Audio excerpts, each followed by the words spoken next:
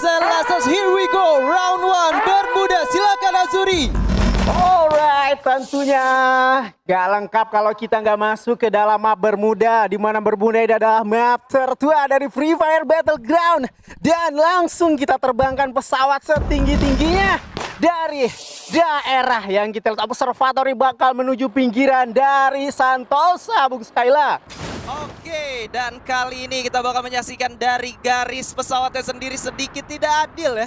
Ada yang berat ke kiri nih nampaknya Azuri. Iya, terlalu berat ke kiri dan ini tentunya bagi teman-teman yang punya drop point di area mill seperti Aura atau SES, mereka harus melakukan transit terlebih dahulu, bisa langsung jalan kaki atau menggunakan zipline. Terlebih lagi bagi teman-teman yang ada di area CPRT yang biasanya kali ini CPRT kayaknya dan Bullseye sudah ada dua tim, Eko, Sang Macan dan Sang Singa. Bersikutan kali ini juga Bung Skyla. Bukan singa dua-duanya tapi singa dan macan ya. Tadi Betul saya banget. salah ya. Iya. Saya tidak bisa membedakan karena mirip-mirip gitu. Betul banget. Waduh. Karena dua-duanya ini adalah predator yang ganas. Predator yang ganas tentunya merupakan predator tertinggi di lingkar ininya ya. Tapi kali ini kita bakal menyaksikan sedikit di mana seorang Straight berhasil di take down dan juga seorang Mr. 05 menyisakan Abax dan juga Bion yang sudah terpisah cukup jauh, sementara di dekatnya sudah ada First Riders juga nih nampaknya. Iya, ini kau lihat dari pembagian tim sepertinya Abax berada di belakang mereka. Sementara itu mungkin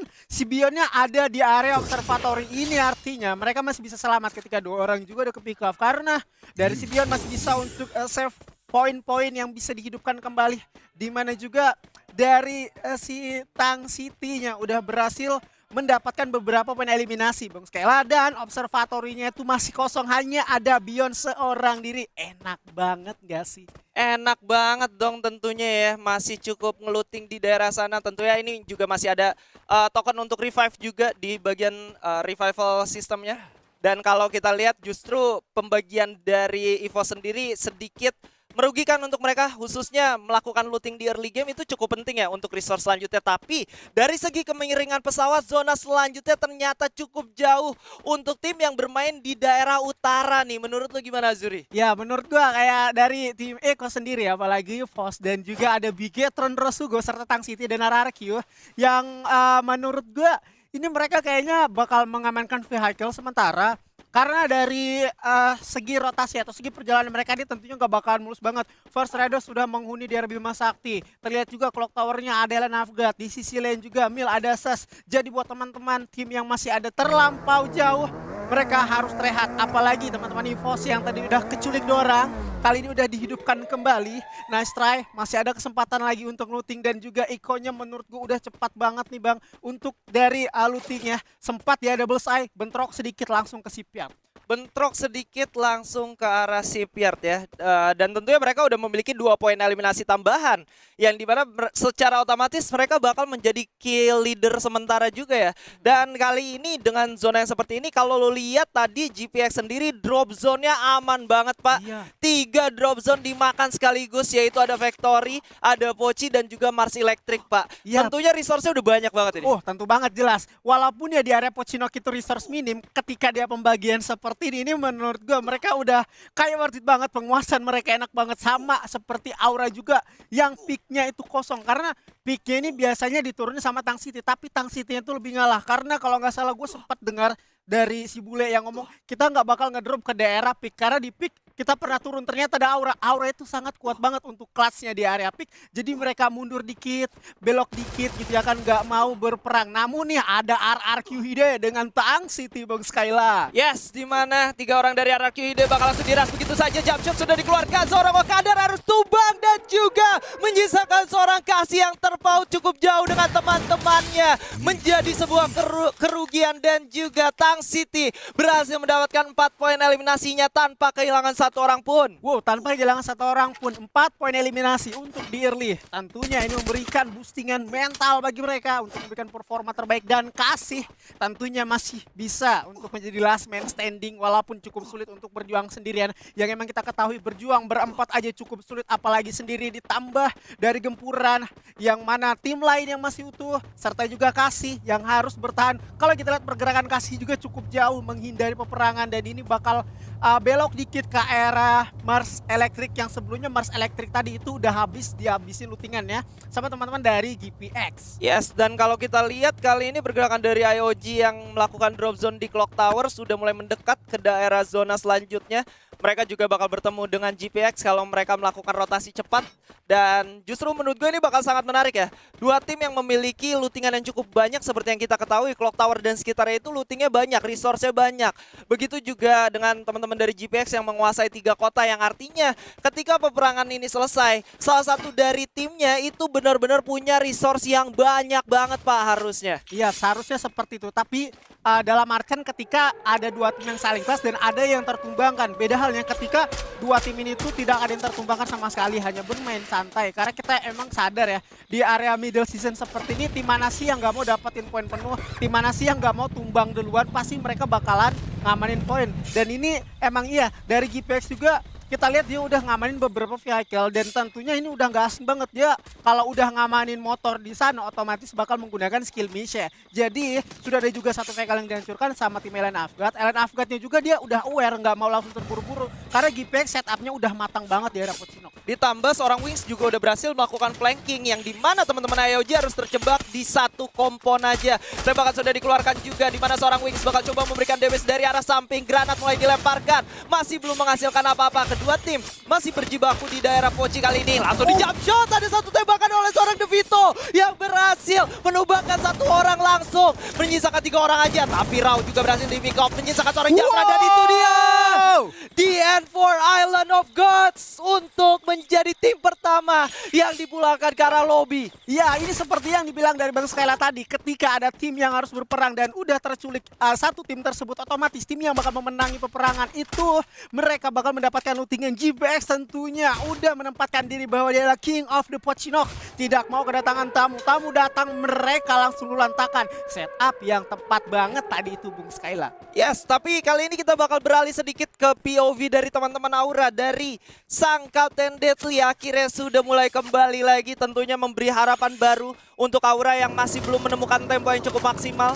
Harapannya tentunya bisa bermain lebih maksimal lagi dengan kedatangan shot callernya. Dan kali ini kita sudah menyaksikan ada teman-teman dari Kings yang sedikit kesulitan. Mereka ada di lower ground, dilemparkan granat oleh seorang Gedai dan menumbangkan seorang Strawhead. Bakal langsung di end begitu saja. Dimana kali ini Gedai masih coba untuk membakar granatnya. Lempar ke arah depan dan bahkan mengenakan 3 orang sekaligus. Menyisakan seorang Dix kali ini nampaknya. Iya, kita lihat juga Dix bakal kesulitan di mana 4 orang bakal coba untuk melakukan maju dan emang ternyata Sas Alpha-nya tidak mau digeserkan. Terlihat emang benar-benar bagus penggunaan granat tadi dari seorang Gedai. Wah, yang kita ketahui ya, Gedai sendiri nggak butuh waktu yang lama untuk beradaptasi dengan liga yang sangat keras ini. Liga terbesar skala nasional di mana dia langsung membuktikan kalau dia bisa langsung menunjukkan kualitasnya. Iya, dan dia juga udah beradaptasi dengan meta. Ketika granat emang bener-bener OP, explosion masih bener-bener bagus walaupun dari Fast udah di buff atau ditingkatkan lagi ketebalannya. Ini kayak nggak terlalu worth it ketika seorang playernya yang cukup kuat menggunakan granat. Tapi gua potong dulu, ada peperangan di Bung Skyla. Yes, di mana teman-teman dari Iko yang baru saja menumbangkan 2 orang dari EVOS kali ini sedikit kesulitan karena Aura sudah mematahkan pergerakan mereka. Menyisakan 3 orang aja kali ini. Apakah bakal langsung di-commit? Yes, tentu saja karena Vader dan juga Amek selaku rusher dari Aura bakal maju ke depan, menghantam siapapun yang ada di depannya. Langsung di-jump shot dengan double vektornya. Dude sudah cukup sekarat. Kiba berhasil menumbangkan seorang Amek. Bahkan ada satu clutch play kali ini.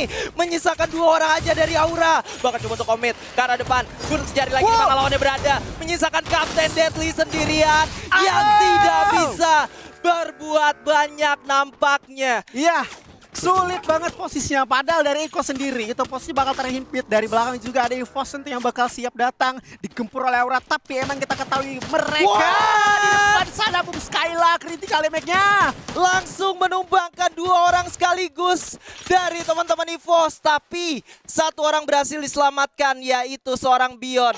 Yang dimana tembakan dari seorang Dudes dan juga Kiba itu benar-benar on point banget, Pak. Iya, headshot langsung 2 peluru menggunakan paraval senjata ini kita ketahui benar besar damage-nya. Terlebih lagi ketika digunakan yang udah mendapatkan headshot. Sebelumnya juga posisi dari Eko emang kayak benar-benar sulit karena dari sisi sebelah kiri itu ada EVOS, kanannya juga ada Ses, di bawah mereka ada Aura. Aura memaksa naik dengan menurut gua komponen yang cukup sulit, tetapi mereka bisa memaksimalkan. Walaupun sebelumnya ada Kiba dengan Kucai yang udah ke pick up, tetapi seorang Dudes berhasil mengkontrol hal itu, menghidupkan Kiba dan langsung menghidupkan atau menaikkan tempo peperangan lagi, Bung Skela. Yes, dan kali ini teman-teman dari SES yang harus masuk ke zona selanjutnya, mereka memprioritikan ke arah teman-teman dari Iko, yang dimana ada satu penggunaan Skyler oleh seorang Thanos, terkena damage tapi masih bisa survive, dan tentunya seorang bocil yang terknockdown berhasil untuk dibangunkan kembali. Ya, betul banget, tentunya keunggulan manpower itu adalah salah satu hal yang sangat penting ketika kita berani melakukan clutch play seperti ini. Karena untuk melulantakan Eko itu cukup sulit, menurut gua kuncinya hanya ada di tangan seorang Dude. Ketika Dude-nya udah ke pick off, otomatis teman-teman yang lain bakalan buyar.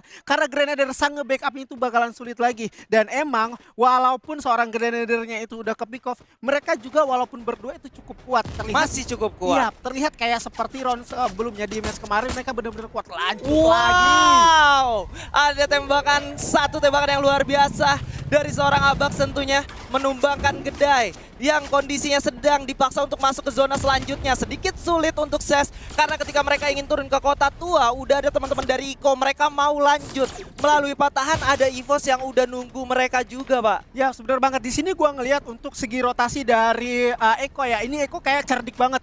Dia mungkin sadar posisi di atas ini mungkin gak bakal enak, mending gua turun juga karena gua sadar kayaknya posisi dari tim gue ini bakalan keimpit dan sulit untuk masuk ke dalam zona berikutnya. Eko langsung turun ke daerah kota tua sehingga malah Sesnya yang bakalan sulit untuk bergerak masuk, Bung Skyla. Yes, tapi sementara itu Iko yang tersisa 3 orang, 1 orang yang sudah berhasil dihidupkan kembali, tentunya membuat persenjataan mereka dan kekuatan dari manpower mereka masih lengkap.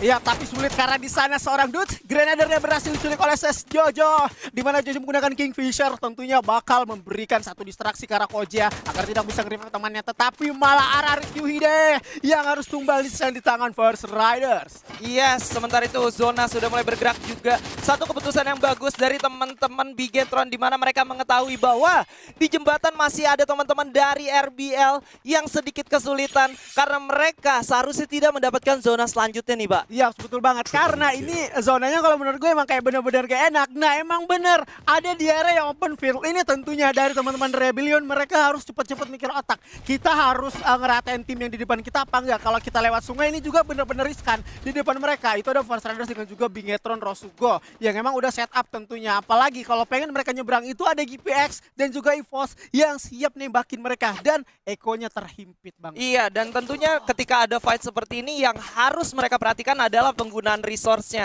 Mereka melakukan tembak-tembakan, lempar granat berulang kali yang tentunya lama-kelamaan bakal terkikis. Harus lebih wise lagi, dan pertanyaan gue, apakah EVOS memiliki resource tersebut untuk menahan 2 tim sekaligus, yaitu SES dan juga Iko? Iya, itu dia. Karena juga sempat gua notice ya, EVOS ini kayaknya dari segi lootingan atau segi rotasi mereka kayak nggak terlalu jauh berbeda dengan season slide sebelumnya. Mereka kayaknya udah ngumpulin dulu, namun gua potong ada Bigetron dengan First Riders nih, Pak. Yes, udah ada First Rider yang mulai dihujani peluru 2 orang sekaligus dari tim Bigetron. Berhasil menumbangkan seorang Sikal kali ini. Mai Putra selaku shot caller dari Bigetron mulai maju ke depan, memutuskan untuk lanjut masuk ke dalam zona selanjutnya. Tapi Von berhasil di pick off oleh seorang Kapten Darko kali ini. Bigetron menyisakan 2 orang aja. Iya, 2 orang tersisa dengan 2 manpower yang menurut gua agak cukup sulit, tetapi mereka berhasil memanfaatkan yang mana mercusuar di atas ini juga Kapten Darkol. Udah mulai turun dan Lozi masih ada di atas, sisi lain juga sudah ada Quadra.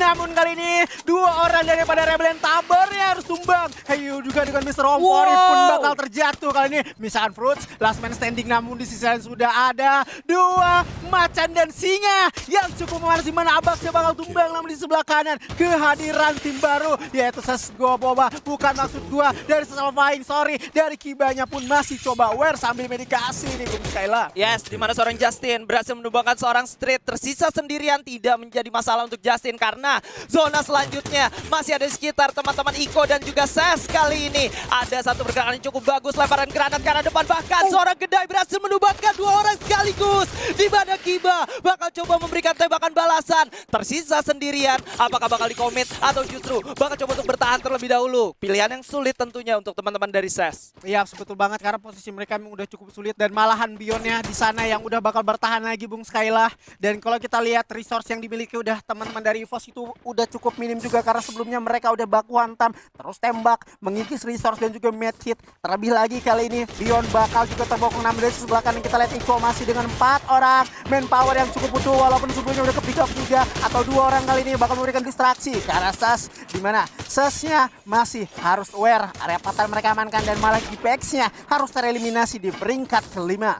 Yes, dan ternyata yang tersisa sendirian seorang Bion masih bisa bertahan. Bahkan masuk ke posisi top 4 kali ini. Bukan perjalanan cukup mudah, bahkan masuk ke posisi 3 besar. Dan kali ini Iko dan juga Ses yang cukup lengkap 4 orang bakal adu gengsi. Dimana Kiba sudah mulai menembaki seorang Bion yang udah berhasil ditumbangkan oleh seorang Koja juga. Dan kali ini Ses mulai melakukan agresinya, bergerak ke arah depan. Respon glue yang cukup baik dari seorang Thanos. Satu glue wall digunakan oleh 4 orang sekaligus. Dimana mereka mulai melakukan split position juga kiri dan kanan. Kiba udah gak sabar, langsung masuk ke arah depan, dihujani peluru langsung. Dan kali ini Gedai coba untuk berputar dan menyelamatkan temannya, tapi Dudes juga di kejauhan sudah berhasil ditumbangkan. Menyisakan 1 orang lagi dari Iko, yaitu seorang Kucai yang HP udah cukup terlambat nampaknya untuk melakukan medikasi. Dan itu dia Buya untuk teman-teman dari Ses Alpha.